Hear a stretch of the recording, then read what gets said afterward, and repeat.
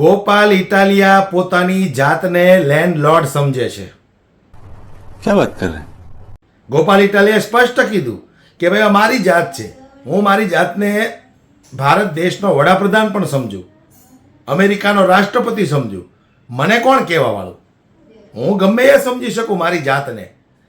જ્યારે જીતુ વાઘાણીએ ગોપાલ ઇટાલિયાને આવો ટોણો માર્યો કે ભાઈ ગોપાલ ઇટાલિયા પોતાની જાતને લેન્ડલોર્ડ સમજે છે, ત્યારે ગોપાલ ઇટાલિયા ફરી એક વખત ગુસ્સે થયા છે, આગ બબૂલા થઈ ગયા છે।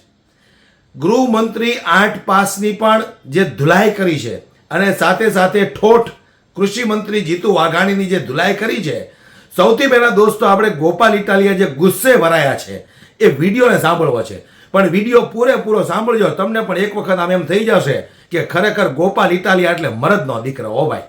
8 પાસ અને ઠોઠ મંત્રીના કેવા ડૂચા કાઢી નાખ્યા છે આ વિડીયોની અંદર, ખાસ સમય કાઢીને સાંભળો।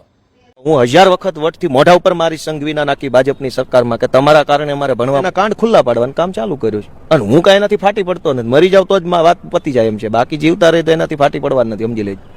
હું મારી જાતને, જીતુભાઈ મને ટોણો માર્યો ઊભા થઈને કે પોતાની જાતને લેન્ડલોર્ડ સમજે છે, મેં કીધું લેન્ડલોર્ડ નહીં, હું મારી જાતને ભારતનો વડાપ્રધાન સમજું છું, અને જરૂર પડશે તો અમેરિકાનો રાષ્ટ્રપતિ હું મારી જાતને સમજીશ, એ મને હક છે, મને હું સમજવું એ મારો હક છે। હવે તમે સમજાવો, તમે તમારી જાતને ગાંડો સમજી લો તો એમાં મારી ભૂલ છે?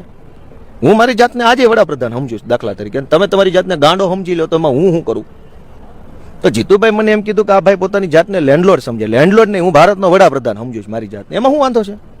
સમજવા ઉપર ક્યાં પ્રતિબંધ છે? હોવ નવો ભલે નહીં તો પછીની વાત છે, હું સમજુ છું, તમે સમજો, એમાં ગુસ્સે હું થાવ? તમે યાર એક આખો 8 પાસ વાળો વિષય આજ પાછો ગૃહમાં નીકળ્યો છે ને, એક વસ્તુ સમજી લો ભાઈ, પણ આ તો જીતુ વાઘાણી બોલ્યા ને હાઉસમાં, ઓલા નો કહીએ કે ને, તમે એક વાતને સમજો ભાઈ, આ 8 પાસ વાળે આખો ખેલ શું છે? હું BA LLB LLM થયેલો માણસ છું, વારે ઘડીએ હું કહું છું કે હું ભણેલો છે, એનો અર્થ શું છે ખબર છે? મારી પાસે ડિગ્રી છે, સારા ટકા આવ્યા છે, ફર્સ્ટ ક્લાસ કે ડિસ્ટિંક્શન આવ્યું, એવું કાંઈ એનો અર્થ નથી। એનો અર્થ એ છે ભાઈ કે હું એવા ગરીબ પરિવારમાં જન્મ્યો ને જ્યાં મારી માએ મજૂરી કરીને, વેતરા કરીને, ગામના દાહોલા કરીને, લાચારીઓ કરીને મને ભણાવ્યો છે। તો મારી માએ ગામના ખેતરોમાં મજૂરી કરીને, ગામના ઠામડા ઉટકીને કે ગામને ત્યાં વેઠ ઉતારીને પૈસા કમાઈને એના છોકરાને ભણાવ્યો હોય ને એ છોકરો ભણી ગણીને કાંઈક સમાજમાં આગળ નીકળ્યો હોય તો અમે જીવશું ત્યાં સુધી વટથી કેવું કેમ ભણેલા છે, કેમ કે ભણતર અમને આસાનીથી નથી મળ્યું। જિંદગીમાં હેલિકોપ્ટર લ્યો, ફોર્ચ્યુનર લ્યો, આઈફોન લ્યો ને તો એના માટે એમ કહી શકાય બહુ સંઘર્ષના અંતે મળ્યો છે, કેમ કે એ લક્ઝરિયસ વસ્તુ છે, મોજ શોખની વસ્તુ, ભણતર મોજ શોખનું નથી। અમારે તો ભણતર લેવામાં તે કેટલા વળ ખાવા પડ્યા છે।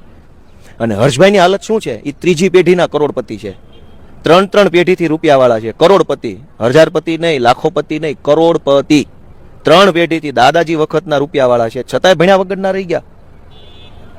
પોતે 3જી પેઢી રૂપિયાવાળાના છોકરા ભણ્યા વગરના રહી જાય કોઈ દિવસ? 3જી પેઢીના રૂપિયાવાળા હોવા છતાંય તે ભણ્યા વગરના રહી ગયા છે।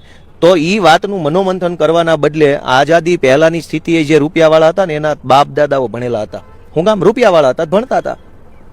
જે ગરીબ હતા ને પૈસા વગરના ગમે એ જ્ઞાતિમાં, એ ભણી નથી શક્યા। પહેલી પેઢીનું ભણતર છે ને, કોઈ પણ નાતમાં પહેલી પેઢીનું ભણતર છે ને 1980, 85, 90 આસપાસ આવ્યું પહેલી પેઢીનું ભણતર।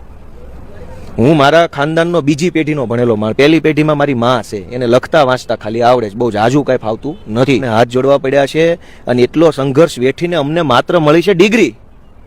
હું કાંઈ બની નથી ગયો નાસાનો સાયન્ટિસ્ટ, માત્ર સામાન્ય ડિગ્રી મળી છે, પણ એ ડિગ્રી લેવા પાછળ એક આખી અમારી પેઢી ખપી ગઈ, મારી આખી માની જિંદગી ખપી ગઈ।